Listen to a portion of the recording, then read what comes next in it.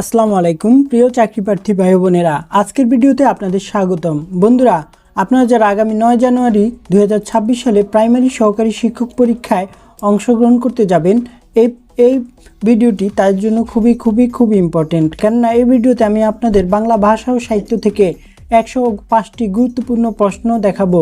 এই 105টি প্রশ্ন 43, 45 এবং 46তম বিসিএস পরীক্ষায় এসেছিল। তাই এই 105টি প্রশ্ন আপনাদের 9 তারিখের পরীক্ষার জন্য খুবই ইম্পর্টেন্ট। এর আগের ভিডিওতে বন্ধুরা আমি বাংলা ভাষা ও সাহিত্য থেকে আরও 100টি প্রশ্ন দিয়েছিলাম। সেগুলো 47, 48 এবং 49তম বিসিএসের আলোকে রচিত। আপনারা যদি সেই ভিডিওটি না দেখেন তাহলে সেটিও এই ভিডিওটি দেখা শেষে দেখে নেবেন। তাহলে ইনশাল্লাহ আপনাদের এই 200টি প্রশ্ন থেকে অনেকগুলো প্রশ্ন কিন্তু আপনারা আগামী 9 তারিখের পরীক্ষায় কমন পেয়ে যাবেন। তাহলে বন্ধুরা চলুন শুরু করা যাক। আর বন্ধুরা, শুরু করার আগে আমি আপনাদের কাছে একটা রিকোয়েস্ট করব যে এই ভিডিওতে একটি লাইক দিয়ে দিবেন এবং যারা চ্যানেলটি সাবস্ক্রাইব করেনি তারা সাবস্ক্রাইব করে রাখবেন। তাহলে চলুন শুরু করি। বন্ধুরা, এখানে প্রথম প্রশ্নটি হলো, বাংলা ভাষায় কোন স্বরধ্বনি উচ্চারণকালে জি বা উচ্চ অবস্থানে থাকে? উত্তর হচ্ছে রসাউ। রসাউ হচ্ছে উচ্চ অবস্থানে থাকে। তারপর বন্ধুরা 2 নম্বর প্রশ্নটি বলা হয়েছে, বাংলা শব্দভাণ্ডারে অনার্য জাতির ব্যবহৃত শব্দ কোনটি বা কোনগুলো? এই যে দেশি শব্দ হচ্ছে অনার্য জাতির ব্যবহৃত শব্দ। বন্ধুরা, এখানে একটু ব্যাখ্যাটা আমরা দেখে নিই। এখানে বলা হয়েছে বাংলাদেশের আদিম অধিবাসী যেমন কোল, মুন্ডা প্রভৃতি অনার্য জাতির ব্যবহৃত শব্দগুলোকে বলা হয় দেশি শব্দ। যেমন কুলা, গঞ্জ, চোঙ্গা, টোপর, ডাব, ডিঙ্গি। অর্থাৎ এই কয়েকটা শব্দ কিন্তু দেশি শব্দ। বন্ধুরা, আপনারা ব্যাখ্যা সহ আপনাদেরকে দেখাচ্ছি। কারণ এই যে ব্যাখ্যাগুলো কিন্তু অনেক ইম্পর্টেন্ট। এগুলা কিন্তু পরীক্ষায় আসে যে নিম্নের কোনটি দেশি শব্দ।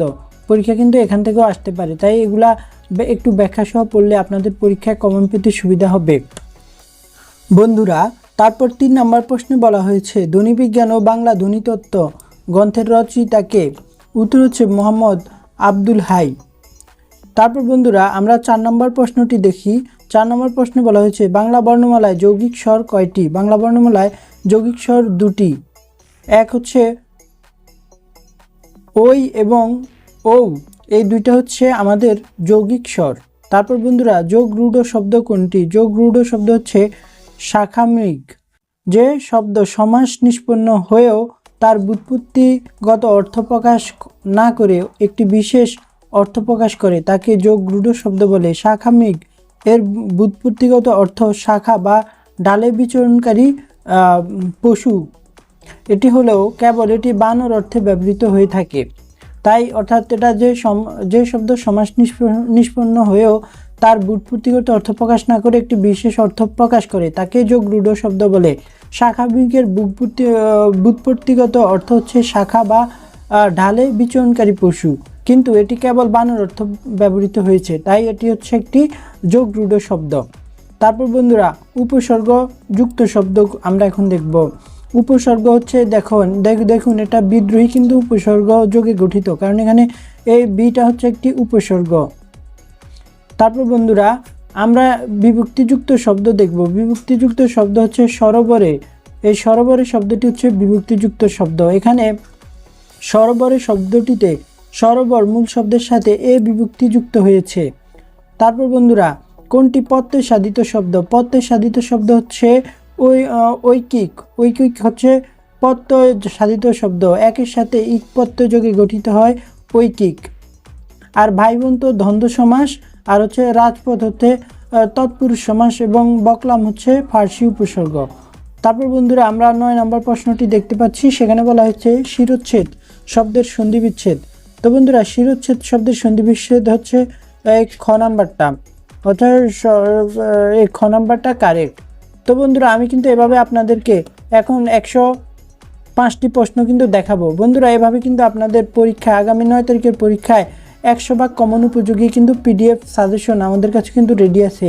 আপনারা যারা এখনও পড়াশোনা গুছিয়ে উঠতে পারেননি, 9 তারিখের পরীক্ষায় কী পড়বেন বুঝতেছেন না, কোথা থেকে পড়বেন বুঝতেছেন না, তারা কিন্তু চাইলে আমাদের থেকে প্রিমিয়াম পিডিএফ প্যাকেজ নিতে পারেন। সেই প্রিমিয়াম পিডিএফ প্যাকেজে আপনারা কিন্তু আমরা সব কিছু দিয়ে দিচ্ছি, সেগুলাই পরীক্ষায় আসবে।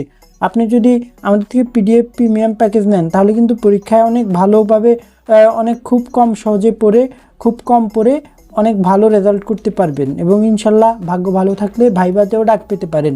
তাই আর দেরি না করে আমাদের সাথে হোয়াটসঅ্যাপে যোগাযোগ করুন। হোয়াটসঅ্যাপে যোগাযোগ করলে আপনাকে কিন্তু প্রিমিয়াম পিডিএফ প্যাকেজগুলো দিয়ে দিব ইনশাল্লাহ। সেগুলো পেলে পরীক্ষা অনেক ভালো রেজাল্ট হবে আপনাদের।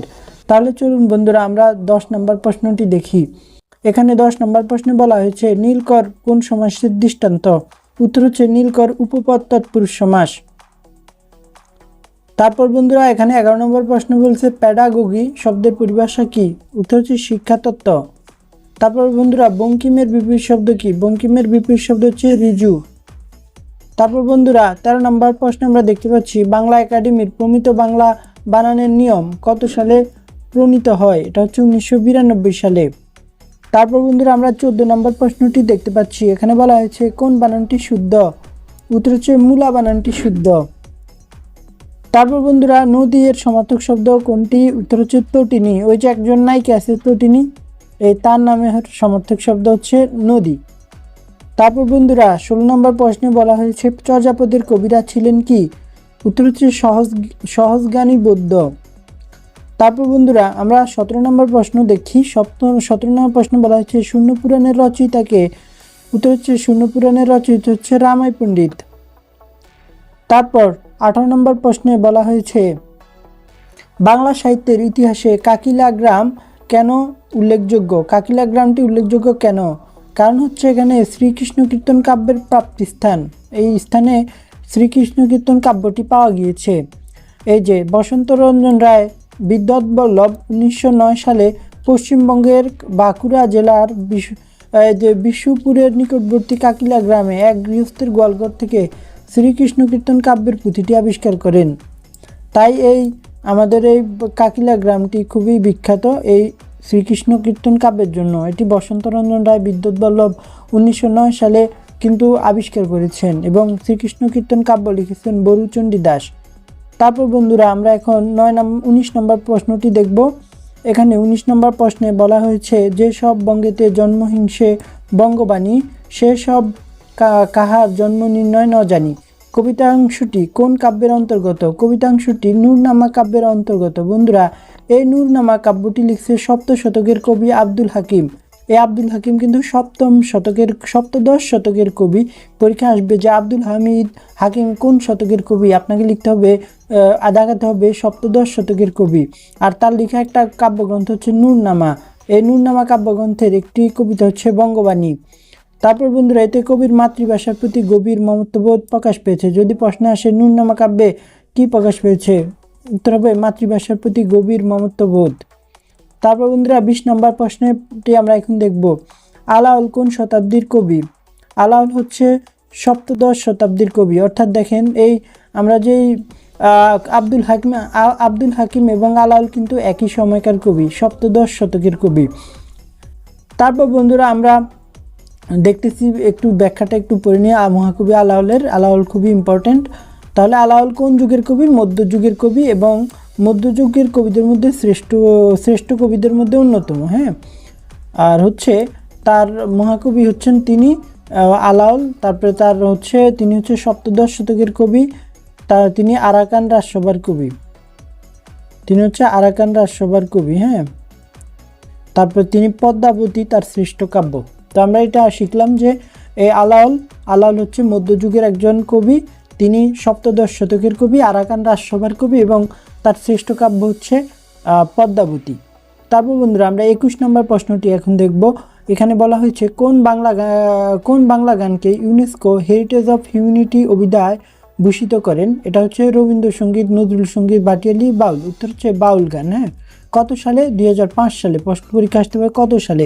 উত্তর হচ্ছে 2005 সালে। কোন সংগঠন?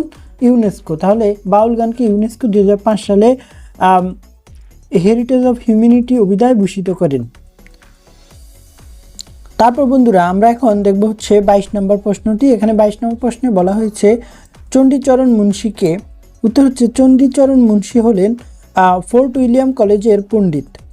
এই চণ্ডীচরণ মুন্সি হলেন ফোর্ট উইলিয়াম কলেজের পণ্ডিত। আমরা দেখতে পাচ্ছি যে এই যে চণ্ডীচরণ মুন্সি ফোর্ট উইলিয়াম কলেজের বাংলা বিভাগের একজন পণ্ডিত বা শিক্ষক ছিলেন। তার বিখ্যাত গ্রন্থ হচ্ছে তোতা ইতিহাস। এটি প্রকাশিত হয়েছে 1805 সালে। তাহলে এই যে আমরা যে চণ্ডীচরণ মুন্সি সম্পর্কে জানলাম, এই চণ্ডীচরণ মুন্সি হচ্ছে ফোর্ট উইলিয়াম কলেজের একজন পণ্ডিত এবং তিনি তার বিখ্যাত একটি গ্রন্থ হচ্ছে তোতা ইতিহাস, এটি 1805 সালে প্রকাশিত হয়েছে। তারপর বন্ধুরা 23 নম্বর প্রশ্নটি আমরা দেখব। 23 নম্বর প্রশ্নে বলা হয়েছে রত্ন পরীক্ষা গ্রন্থের রচয়িতাকে। এটা উত্তর হচ্ছে ঈশ্বরচন্দ্র বিদ্যাসাগর এবং রত্ন পরীক্ষা এটি 1886 সালে রচিত হয়। এটি একটি ব্যঙ্গাত্মক রচনা, লিখছে হচ্ছে ঈশ্বরচন্দ্র বিদ্যাসাগর। তাহলে এর এর এর কাহিনী হচ্ছে কি বহুবিবাহ প্রথার বিরুদ্ধে। তাহলে বন্ধুরা এখন আমরা দেখলাম যে রত্ন পরীক্ষা গ্রন্থটি ঈশ্বরচন্দ্র বিদ্যাসাগর লিখছে বহুবিবাহ প্রথার বিরুদ্ধে। এটা লিখছে হচ্ছে রত্ন পরীক্ষা ব্যঙ্গাত্মক একটি রচনা 1886 সাল। তারপর বন্ধুরা আমরা এখন দেখবো হচ্ছে 24 নম্বর প্রশ্ন। সেখানে বলা হয়েছে স্বর্ণকুমারী দেবীর পিতার নাম কি? স্বর্ণকুমারী দেবীর পিতার নাম দেবেন্দ্রনাথ ঠাকুর। এই স্বর্ণকুমারী দেবীটা আসলে কে? এটি হচ্ছে রবীন্দ্রনাথ ঠাকুরের বোন। তাহলে আমরা একটু ব্যাখ্যা দেখি। উপন্যাসিক, কবি, সমাজসেবী স্বর্ণকুমারী দেবী ছিলেন মহর্ষি দেবেন্দ্রনাথ ঠাকুরের কন্যা এবং রবীন্দ্রনাথ ঠাকুরের বড় বোন। তারপর বন্ধুরা আমরা পরের প্রশ্নটি দেখব। এখানে 25 নম্বর প্রশ্নে বলা হয়েছে এই যে বিশ্বদেব খসনবিশ বঙ্কিমচন্দ্র চট্টোপাধ্যায়ের কোন গ্রন্থের চরিত্র?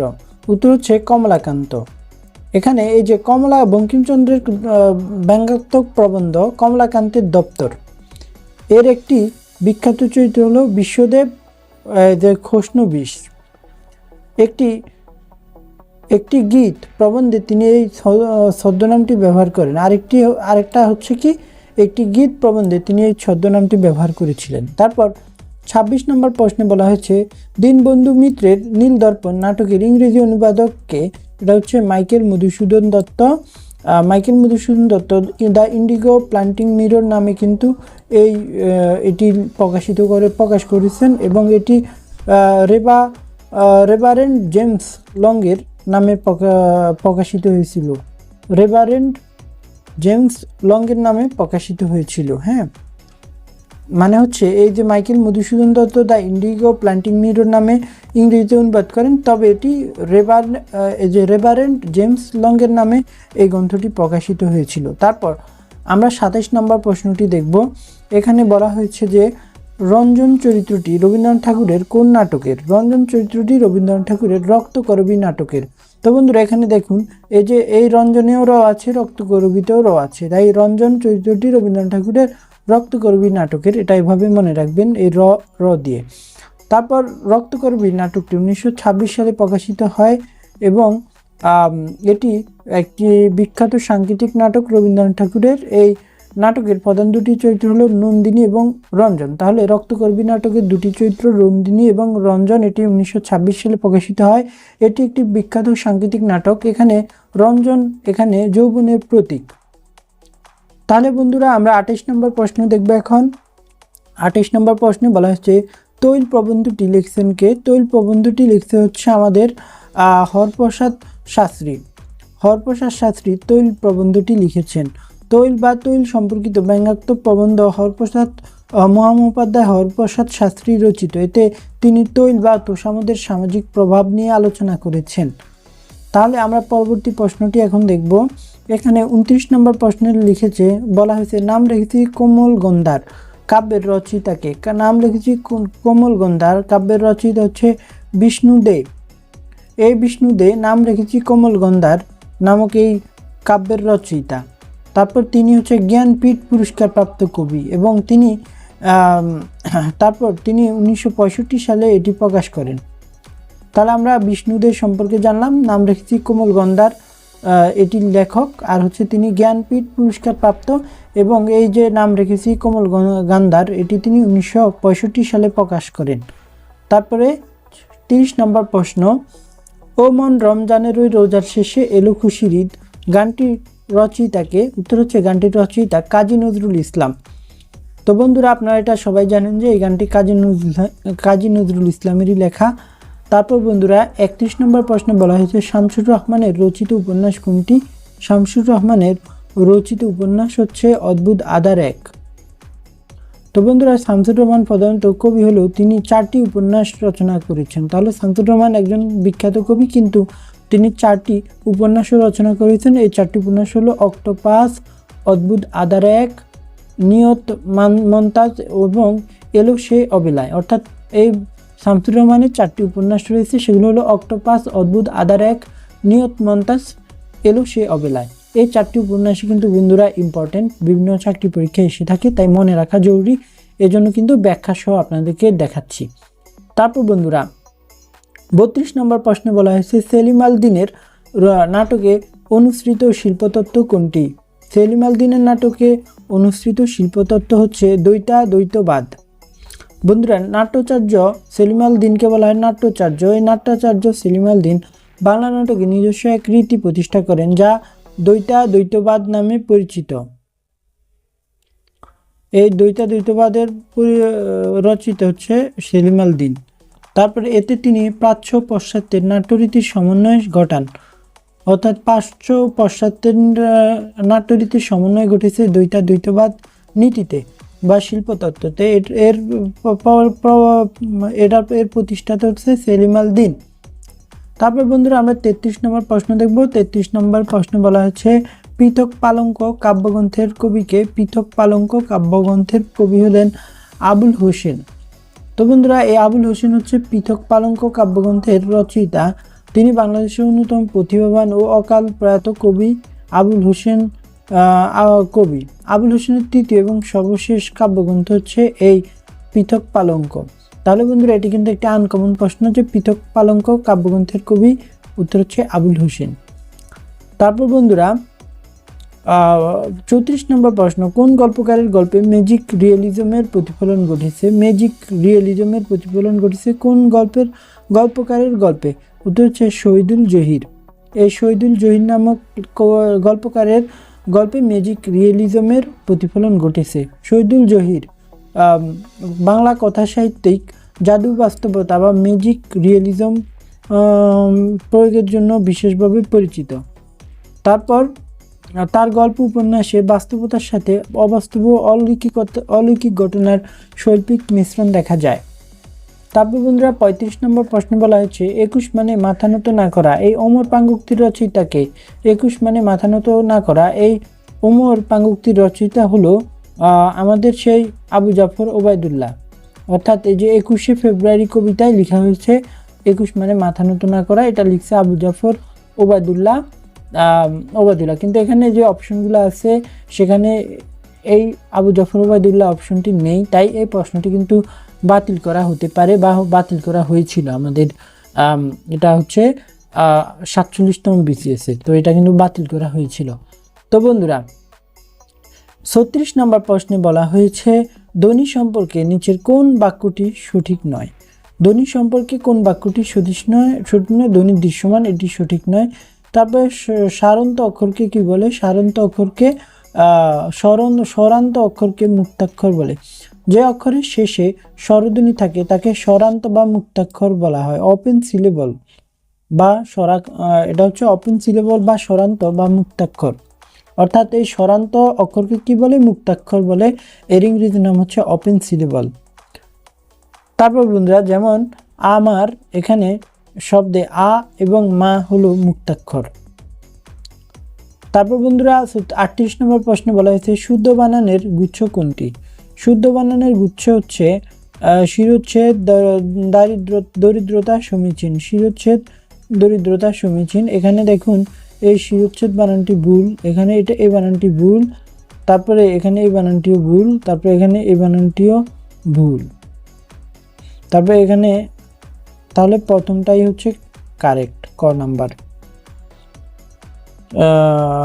তারপর আমরা এখন 39 নম্বর প্রশ্ন দেখব। 39 নম্বর প্রশ্নে বলা হয়েছে আরবি কলম শব্দটি কোন কলমস শব্দ থেকে এসেছে? কলমস শব্দ কোন ভাষার শব্দ? কলমস শব্দ হচ্ছে গ্রিক ভাষার শব্দ। আরবি কলম শব্দটি কালামস থেকে এসেছে এবং এই কালামস শব্দটি হচ্ছে একটি গ্রিক ভাষার শব্দ, যার অর্থ নলখাগড়া বা লেখার কলম, নলখাগড়া। তারপর বন্ধুরা 40 নম্বর প্রশ্নে বলা হয়েছে বাংলা ভাষার চিন্তার শুধু বাহিনী নয়, চিন্তার প্রসূতিও। মন্তব্যটি কোন ভাষা চিন্তকের? উত্তর হচ্ছে সুকুমার সেন। সুকুমার সেনের একটা গ্রন্থ হচ্ছে ভাষার ইতিবৃত্তি, গ্রন্থে এই মন্তব্যটি করেছেন তিনি। তারপর বন্ধুরা, অর্থাৎ এটা মনে রাখতে হবে যে সুকুমার সেন হচ্ছে বাংলা ভাষার চিন্তা শুধু বাহিনী নয়, চিন্তার প্রসূতিও, এবং তার একটি বিখ্যাত ভাষা বিষয়ক গ্রন্থ হচ্ছে ভাষার ইতিবৃত্তি, এবং সেই ইতিবৃত্তি গ্রন্থে তিনি বলেছেন ভাষা চিন্তা শুধু বাহিনী নয়, চিন্তার প্রসূতিও। তারপর বন্ধুরা 41 নম্বর প্রশ্নে বলা হয়েছে সর্বপ্রথম বাংলা ভাষা ব্যাকরণ রচনা করেন কে? সর্বপ্রথম বাংলা ভাষা ব্যাকরণ রচনা করেন মানুয়েল দা এসোম্পাও। পর্তুগিজ পাদ্রী মানুয়েল দা এসোম্পাও 1734 সালে ঢাকায় ভাওয়ালে অবস্থানকালে বাংলা ভাষায় প্রথম ব্যাকরণ রচনা করেন। এটি পর্তুগিজ ভাষায় লেখা হয়েছিল এবং 1743 সালে লিসবন থেকে প্রকাশিত হয়। তাহলে 1734 সালে বাওয়ালে থাকায় তিনি, এই যে মানুয়েল দা এসোম্পাও বাওয়ালে থাকা অবস্থায় 1734 সালে এটি রচনা করেন এবং এটি 1743 সালে প্রকাশিত হয় লিসবন থেকে। তারপর বন্ধুরা 42 নম্বর প্রশ্নে বলা হয়েছে উচ্চারণের রীতি অনুযায়ী নিচের কোনটি উচ্চ মধ্য সম্মুখ স্বরধ্বনি? উচ্চারণের রীতি অনুযায়ী হচ্ছে উচ্চ মধ্য সম্মুখ স্বরধ্বনি। তারপর বন্ধুরা আমরা 43 নম্বর প্রশ্নটি বলবো। তারপর বন্ধুরা আমরা 43 নম্বর প্রশ্নটি দেব তাম্বুলিক শব্দের সমার্থক শব্দ নয় কোনটি? তাম্বুলিক শব্দের সমার্থক শব্দ নয় হচ্ছে তামসিক। তাম্বুলিক শব্দের অর্থ পান ব্যবসায়ী, পর্ণকার, বারুই, কিন্তু এই তামসিক শব্দটি তাম্বুলিক শব্দের সমার্থক নয়। তারপর বন্ধুরা আমরা দেখব তামসিক শব্দের অর্থ কিন্তু হচ্ছে অলস, যা কিন্তু এই পান ব্যবসায়ীর সমর্থক নয়। তারপর বন্ধুরা 44 নম্বর প্রশ্নটি আমরা দেখব। এখানে বলা হয়েছে তুমি তো ভারী সুন্দর ছবি আঁকো বাক্যটিতে কোন প্রকারের অব্যয় পদ ব্যবহৃত হয়েছে? উত্তর হচ্ছে অনন্যই অব্যয়। তারপর বন্ধুরা আমরা 45 নম্বর প্রশ্ন দেখব। সেখানে লিখছে নিচের কোনটি যৌগিক শব্দ? নিচের মিতালি শব্দটি একটি যৌগিক শব্দ। তারপর বন্ধুরা 46 নম্বর প্রশ্নে বলা হয়েছে সুনামির তাণ্ডবে অনেকেরই সর্বশান্ত হয়েছে বাক্যটিতে কয়টি ভুল রয়েছে? সুনামির, এখানে এই সুনামির তাণ্ডবে, এখানে দেখুন এই যে এই সুনামির বানানটি ভুল। তারপর আমরা দেখলাম যে এখানে এই আমাদের সর্বশান্ত বানানটিও ভুল। তারপর হচ্ছে তাণ্ডবে বানানটি ভুল, অর্থাৎ 3টি ভুল রয়েছে। তারপরে কৃদন্ত পদের পূর্ববর্তী পদকে বলে কি? কৃদন্ত পদের পূর্ববর্তী পদকে বলে উপপদ। তারপর বন্ধুরা এখানে কি বলা হয়েছে তোমার নাম কি? এখানে কি কোন প্রকারের পদ? এখানে কি হচ্ছে সর্বনাম পদ। তারপরে 49 নম্বর প্রশ্ন বলা হচ্ছে সরল শব্দের বিপরীত শব্দ নয় কোনটি? সরল শব্দের বিপরীত শব্দ নয় গরল। সরল শব্দের বিপরীত শব্দ হলো কুটিল, জটিল, বক্র। গরল শব্দের অর্থ হচ্ছে বিষ। গরল শব্দের অর্থ বিষ, এর বিপরীত শব্দ অমৃত। তাহলে গরল শব্দের অর্থ হচ্ছে বিষ, এর বিপরীত শব্দ অমৃত। আর 50 নম্বর প্রশ্ন বলা হয়েছে র্যাঙ্ক শব্দের বাংলা পরিভাষা কি? র্যাঙ্ক শব্দের বাংলা পরিভাষা হচ্ছে পদমর্যাদা। তো বন্ধুরা এই আপনাদেরকে 100টি প্রশ্নের মধ্যে এখন 50টি প্রশ্ন দেখিয়ে ফেললাম। তো আপনাদেরকে বলে রাখা ভালো যে এই যে 100টি প্রশ্ন এখন দেখাচ্ছি সেগুলো ছাড়াও বাংলাতে আরও 100টি প্রশ্ন এর পূর্বের ভিডিওতে দেখিয়েছিলাম সেগুলো, এবং এই ভিডিওতে যে 100টি দেখাচ্ছি এই 200টি প্রশ্ন কিন্তু অনেক ইম্পর্টেন্ট, এগুলা থেকে কিন্তু পরীক্ষা আসবে। তাই ভিডিওটি অবশ্যই পুরোটা ভালোভাবে দেখবেন। আর যারা এখনও চ্যানেলটি সাবস্ক্রাইব করেনি তারা সাবস্ক্রাইব করে দিবেন। ভিডিওটিতে একটি লাইক দেওয়ার অনুরোধ থাকবে। আর বন্ধুরা আপনাদেরকে বলে রাখা ভালো আপনাদের জন্য কিন্তু একটি স্পেশাল প্রিমিয়াম পিডিএফ প্যাক রয়েছে, সেখান থেকে কিন্তু আপনারা পরীক্ষায় হুবহু 100 কমন পাবেন। তাই যারা এখনও প্রিপারেশনটি গুছিয়ে উঠতে পারেনি তারা হোয়াটসঅ্যাপে নক দিলে আমরা কিন্তু সেই প্রিমিয়াম পিডিএফ প্যাকেজটি আপনাকে দিয়ে দিব মূল্য মাত্র 200 টাকা। মাত্র 200 টাকা দিলে কিন্তু আপনাকে একবারে গুছিয়ে কম্প্যাক্ট করে কি পড়া লাগবে সব টপিক ওয়াইজ সাজিয়ে প্রিমিয়াম পিডিএফ প্যাকেজটি হোয়াটসঅ্যাপে পাঠিয়ে দিব। তো বন্ধুরা পরবর্তীতে আপনাদের 51 নম্বর প্রশ্নটি আমরা এখন দেখব। বন্ধুরা চর্যাপদের তিব্বতী অনুবাদ প্রকাশ করেন কে? চর্যাপদের তিব্বতী অনুবাদ প্রকাশ করেন প্রবোধচন্দ্র বাগচি। তারপর 52 নম্বর প্রশ্নে বলা হয়েছে গীত গোবিন্দম কাব্যের রচয়িতা জয়দেব কার সভাকবি ছিলেন? জয়দেব ছিলেন লক্ষণ সেনের সভাকবি। তারপর বন্ধুরা 53 নম্বর প্রশ্নে বলা হয়েছে কবি যশোরাজ খান বৈষ্ণব পদাবলী রচনা করেন কোন ভাষায়? অর্থাৎ কবি যশোরাজ খান বৈষ্ণব পদাবলী কোন ভাষায় রচনা করেন? উত্তর হচ্ছে ব্রজবুলি ভাষায়। মধ্যযুগের কবি যশোরজ খান ছিলেন হোসেন শাহের কবি। হ্যাঁ, হোসেন শাহের সেনাপতি ছিলেন যশোরজ খান। তিনি ব্রজবুলি ভাষায় বৈষ্ণব পদ রচনা করে খ্যাতি লাভ করেন। তারপর বন্ধুরা 54 নম্বর প্রশ্নে বলা হয়েছে নিচের কোনজন যুদ্ধকাব্যের রচয়িতা নন? যুদ্ধকাব্যের রচয়িতা নন হচ্ছে সৈয়দ নুরুদ্দিন যুদ্ধকাব্যের রচয়িতা নয়। দৌলত উজির বাহরাম খা জঙ্গনামা লিখছেন, সাবির খা রসুল বিজয় লিখছেন, সৈয়দ সুলতান লিখছেন নবী বংশ রসুল বিজয়, কিন্তু যুদ্ধকাব্য রচনা করেন। আর অন্যদিকে সৈয়দ নজরুল কিন্তু দোহাকুশ রচনা করেন। তিনি কিন্তু কোনো আমাদের এই যে সৈয়দ নুরুদ্দিন, তিনি কিন্তু কোনো যুদ্ধকাব্য রচনা করেননি। তারপর 55 নম্বর প্রশ্নে বলা হয়েছে কবি জৈনুদ্দিনের কাব্যগ্রন্থ কোনটি? কবি জৈনুদ্দিনের কাব্যগ্রন্থ হচ্ছে রসুল বিজয়। একটু ব্যাখ্যাটা দেখব। এখানে বলা হয়েছে কবি জৈনুদ্দিন কাব্যের বিখ্যাত কাব্যগ্রন্থ হল রসুল বিজয়। তিনি গৌড়ের সুলতান ইউসুফ শাহের সভাকবি ছিলেন। তাহলে গৌড়ের সুলতান ইউসুফ শাহের সভাকবি ছিলেন কে? ইউসুফ শাহের সভাকবি ছিলেন জৈনুদ্দিন। হ্যাঁ, গৌড়ের সুলতান ইউসুফ শাহের সভাকবির নাম জৈনুদ্দিন, আর জৈনুদ্দিন লিখছে রসুল বিজয়। তারপর বন্ধুরা 56 নম্বর প্রশ্নে বলা হচ্ছে বিদ্যাসাগর ও বাঙালি সমাজ গ্রন্থের রচয়িতাকে? বিদ্যাসাগর ও বাঙালি সমাজ গ্রন্থের রচয়িতা হচ্ছে বিনয় ঘোষ। এই বিনয় ঘোষ হচ্ছে বিদ্যাসাগর ও বাঙালি গ্রন্থের রচয়িতা। তারপর বন্ধুরা আমরা দেখব পরবর্তী প্রশ্ন। এখানে 57 নম্বর প্রশ্ন বলা হয়েছে প্রথম সাহিত্যিক গদ্যের স্রষ্টাকে? উত্তর হচ্ছে ঈশ্বরচন্দ্র বিদ্যাসাগর। তারপর প্রশ্ন পেরিচাঁদ মিত্রের আলালগড়ের দুলাল প্রথম গ্রন্থাকারে প্রকাশিত হয় কত সালে? এটা হচ্ছে 1858 সালে। একটু ব্যাখ্যাটা দেখি। এখানে বলা হয়েছে বাংলা সাহিত্যের প্রথম উপন্যাসিক হিসেবে খ্যাত আলালের গড়ের দুলাল পেরিচাঁদ মিত্র ভাট টেকচাঁদ ঠাকুর রচনা করেন। এটি মাসিক পত্রিকায় ধারাবাহিকভাবে প্রকাশিত হওয়ার পর 1958 সালে গ্রন্থাকারে প্রকাশিত হয়। তাহলে এই যে আমাদের যে পেরিচাঁদ মিত্র আলালগড়ের দুলাল, এটি কিন্তু বাংলা সাহিত্যের প্রথম উপন্যাস এবং এটি 1858 সালে প্রকাশিত হয়। এর আগে এটি মাসিক পত্রিকা কিন্তু ধারাবাহিকভাবে প্রকাশিত হয়েছিল, আর 1858 সালে এটি গ্রন্থাকারে প্রকাশিত হয়।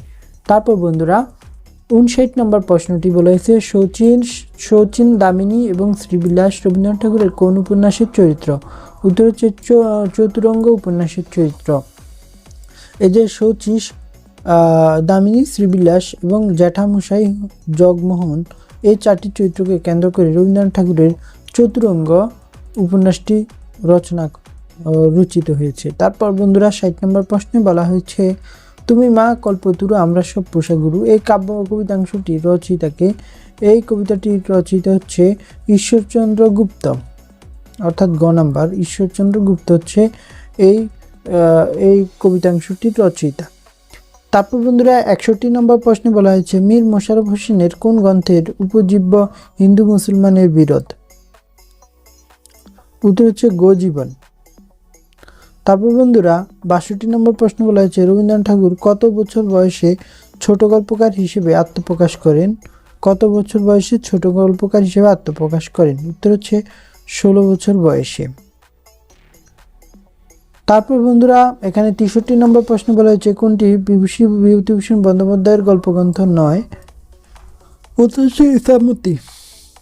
এই ইসামতি হচ্ছে বিভূতিভূষণ বন্দ্যোপাধ্যায়ের গল্পগ্রন্থ নয়। তারপর বন্ধুরা আমরা 64 নম্বর প্রশ্ন দেখতে পাচ্ছি। সেখানে বলা হয়েছে আমার পথ প্রবন্ধটি কাজী নজরুল ইসলামের কোন গ্রন্থ থেকে সংকলিত হয়েছে? উত্তর হচ্ছে রুদ্রমঙ্গল।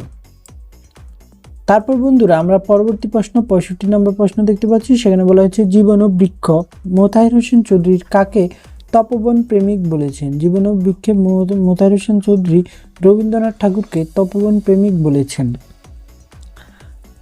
তারপর আমরা 66 নম্বর প্রশ্নটি দেখতে পাচ্ছি। সেখানে বলা হয়েছে আমি যখন জেলে যাই তখন ওর বয়স মাত্র কয়েক মাস। এখানে ওর বলতে কাকে বোঝানো হয়েছে? উত্তর হচ্ছে ওর বলতে শেখ কামালকে বোঝানো হয়েছে। তারপর এই প্রশ্নটি এখন অতটাও গুরুত্বপূর্ণ না। তারপর বন্ধুরা 67 নম্বর প্রশ্নে বলা হয়েছে আখতারুজ্জামান ইলিয়াস জন্মগ্রহণ করেন কোথায়? উত্তর হচ্ছে গাইবান্ধায়। তারপর বন্ধুরা 68 নম্বর প্রশ্নে বলা হয়েছে মাইকেল মধুসূদন দত্ত প্রবর্তিত অমিত ঠাকুর ছন্দ প্রকৃতপক্ষে বাংলা কোন ছন্দের নবরূপায়ণ? উত্তর হচ্ছে অক্ষরবৃত্ত ছন্দ। অমিত ঠাকুর ছন্দ হলো অক্ষরবৃত্ত ছন্দেরই একটি রূপ, যেখানে চরণের শেষে মিল থাকে না, কিন্তু প্রতি চরণে 14 মাত্রার বিন্যাস ঠিক থাকে। তারপর 69 নম্বর প্রশ্ন বলা হচ্ছে বুক তার বাংলাদেশের হৃদয় রচয়িতা কে? উত্তর হচ্ছে শামসুর রহমান। তারপর 70 নম্বর প্রশ্নে বলা হয়েছে দুর্দিনের দিনলিপি গ্রন্থটির কার লেখা? উত্তর হচ্ছে গ্রন্থটি আবুল ফজলের লেখা। দুর্দিনের দিনলিপি গ্রন্থটি আবুল ফজলের লেখা। তারপর 71 নম্বর প্রশ্নে বলা হয়েছে জানোয়ার উপন্যাসের রচয়িতার নাম? জানোয়ার উপন্যাস রচয়িতা নজিবুর রহমান। তারপর বন্ধুরা আমরা 72 নম্বর প্রশ্ন দেখতে পাচ্ছি। 72 নম্বর প্রশ্নে বলা হয়েছে ধ্বনি পরিবর্তনের নিয়মে কোনটি বর্ণ বিপর্যয়ের দৃষ্টান্ত? পিশাচ হচ্ছে বর্ণ বিপর্যয়ের দৃষ্টান্ত। তারপর নিচের কোনটি অগ্নিবীণার অগ্নির সমর্থক শব্দ নয়? অগ্নির সমর্থক শব্দ নয় হচ্ছে আবির। 74 দেশের যত নদীর দ্বারা জল না ওরা অশ্রু দ্বারা, এই উক্তিটি নিচের কোনটি কোন পারিভাষিক অলঙ্কার দ্বারা শোভিত? উত্তর হচ্ছে অপহুতি। তারপর 75 নম্বর প্রশ্নে বলা হয়েছে যথারীতি কোন সমাজের দৃষ্টান্ত? উত্তর হচ্ছে অব্যয়ভাব সমাস। 76 নম্বর প্রশ্নে বলা হয়েছে মৃত্তিকা দিয়ে তৈরি কথাটি সংকোচন করলে হবে? উত্তর হচ্ছে মৃন্ময়।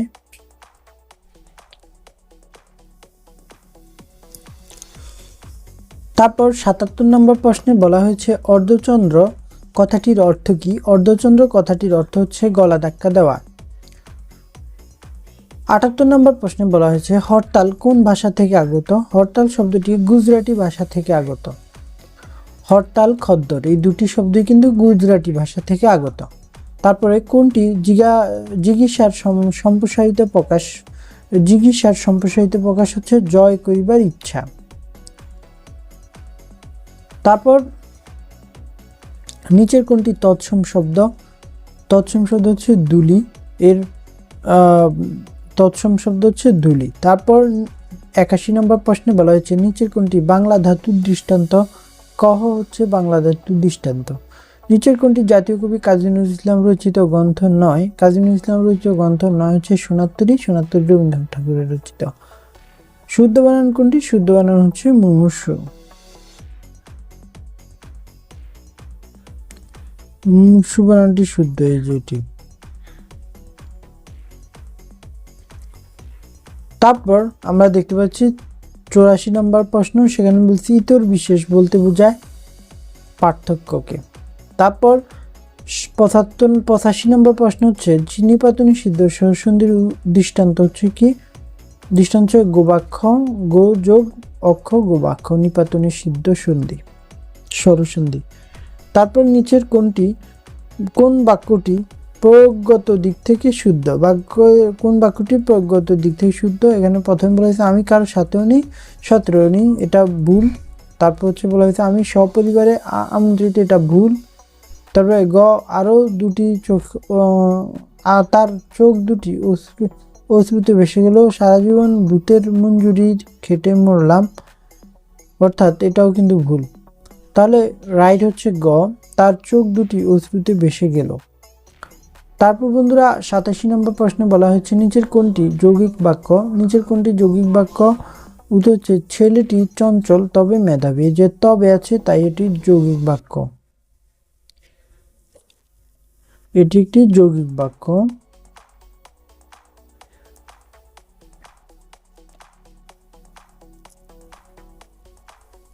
তারপর বন্ধুরা এখানে আমরা এখন দেখব 88 নম্বর প্রশ্ন। 88 নম্বর প্রশ্ন বলা হয়েছে চণ্ডীমঙ্গল কাব্যের উপাস্য চণ্ডী কার স্ত্রী? চণ্ডী হচ্ছে শিবের স্ত্রী। তারপর 89 নম্বর প্রশ্ন বলা হয়েছে শ্রীকৃষ্ণ কীর্তন কাব্য কোথা থেকে উদ্ধার করা হয়েছিল?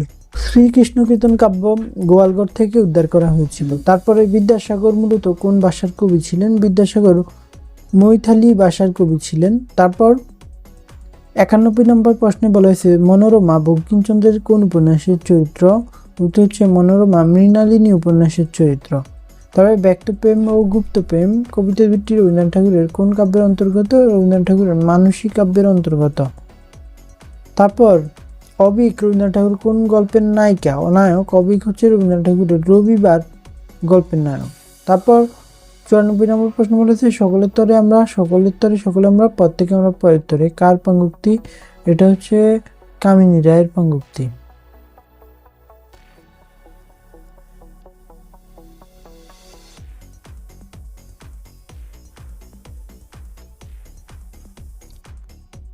তারপর বন্ধুরা 95 নম্বর প্রশ্ন বলা হয়েছে আমাদের সন্তান যেন থাকে দুধে ভাতে, এই মন্তব্যটি কার? এটা হচ্ছে ঈশ্বরী পাটুনির। তারপর 96 নম্বর প্রশ্ন বলা হয়েছে নিচের কোন ব্যক্তি বুদ্ধির মুক্তি আন্দোলনের সঙ্গে যুক্ত ছিলেন না? বুদ্ধির মুক্তি আন্দোলনের সঙ্গে যুক্ত ছিলেন না এস ওয়াজেদ আলী। তারপর 97 নম্বর প্রশ্ন বলা হয়েছে নিচের কোন কাব্যটি রবীন্দ্রনাথ রচিত, কাজী নজরুল ইসলাম রচিত উদার নৈতিক চিন্তা ভাবনার ধারক? এটা হচ্ছে উত্তর অগ্নিবীণা। তারপর 98 নম্বর প্রশ্ন বলা হয়েছে 20 শতকের পত্রিকা কোনটি?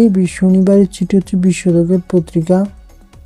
20 শতকের পত্রিকা হচ্ছে শনিবারের চিঠি। তারপর বন্ধুরা এখানে নিচের কোনটি উপন্যাস নয়? দিবারাত্রি কাব্য, পল্লী সমাজ, কবিতার কথা উপন্যাস নয়।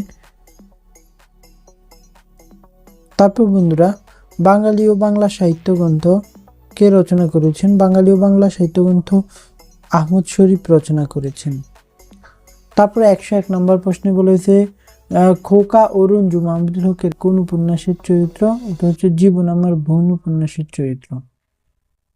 তারপর বন্ধুরা 102 নম্বর প্রশ্নে বলা হয়েছে ওয়ালিউল্লাহর লেখা নাটক কোনটি? ওয়ালিউল্লাহর লেখা নাটক হচ্ছে বহিপীর, এই বহিপীর। তারপর 103 নম্বর প্রশ্নে বলা হয়েছে মীর মোশাররফ হোসেনের বিষাদ সিন্ধু একটি উপন্যাস।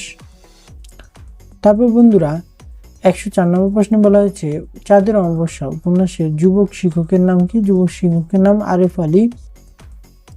তারপর 105 নম্বর প্রশ্নে বলা হয়েছে মরণ রে তু মম শ্যাম সমান এই পাঙ্গুক্তিটি কার লেখা? এই পাঙ্গুক্তি হচ্ছে রবীন্দ্রনাথ ঠাকুরের।